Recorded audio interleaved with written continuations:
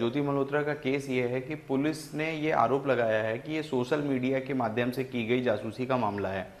ठीक है, अब हम लोग इसे विस्तार से समझते हैं कि ज्योति मल्होत्रा के खिलाफ पुलिस ने किन धाराओं में केस दर्ज किया है, उनका अर्थ क्या है और पुलिस का आरोप क्या कहता है। पहले हम धाराएं समझ लेते हैं। तो पहली धारा है गोपनीयता अधिनियम 1923।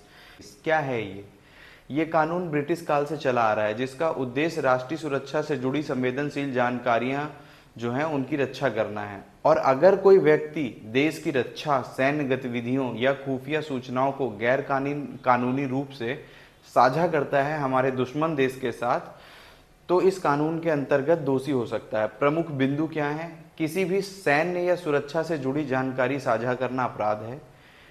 यह जानकारी चाहे कागज पे हो चाहे डिजिटल रूप में हो, दोनों तरीके से इसे साझा करना अपराध है।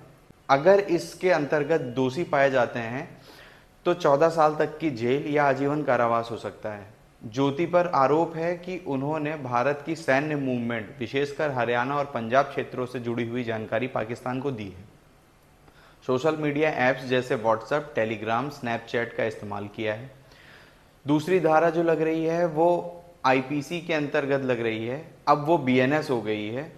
तो उसमें जो धारा है वो है धारा 111, देशद्रोह या राष्ट्र विरोधी गतिविधि में सम्मिलित होना।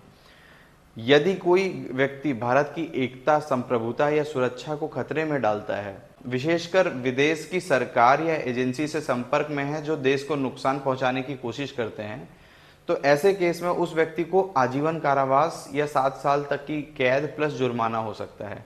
तीसरी धारा जो ज्योति पे लगी है वो है शत्रु राष्ट्र की सहायता करना, धारा 113।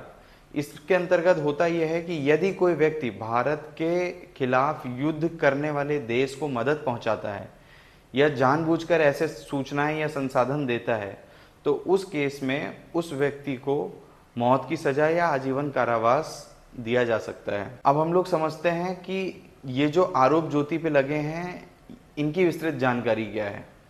तो ज्योति 2023 में पाकिस्तान गई थी। वहां एहसान और रहीम नाम के एक व्यक्ति से मिली थी जो पाकिस्तानी खुफिया एजेंसी से जुड़ा बताया जा रहा है। बाद में उन्होंने पाकिस्तान के खुफिया एजेंटों से लगातार संपर्क बनाए रखा। भारत लौटने के बाद उन्होंने भारतीय सेना की मूवमेंट और लोकेशन से जुड़ी जानकारी पाकिस्तान से साझा की। शुरुआती जांच में पता चला कि उन्हें स्पॉन्सरशिप के बहाने पाकिस्तान भेजा गया था।